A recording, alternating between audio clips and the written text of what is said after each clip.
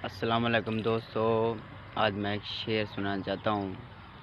यह शेर राना सलाम इम्तियाज़ जो उस शरीफ से ताल्लुक़ रखते हैं उनके लिए है। उन्होंने मुझसे फरमाइश की थी कि मेरे बारे भी एक शेर कहें। मैं शेर अर्ज़ करता चलूँ, लबों पे हंसी दिल में इखलास लाता है। लबों पे हंसी दिल में इखलास लाता है। अरसलान जहाँ भी जाए महफ़िल जमाता है। दूसरा शेर अर्ज़ करता चलूँ, यार वही जो अल्लाह की राह दिखाए। यार वही जो अल्लाह की राह दिखाए। अरसलान जैसा दोस्त किस्मत वालों को मिल पाए।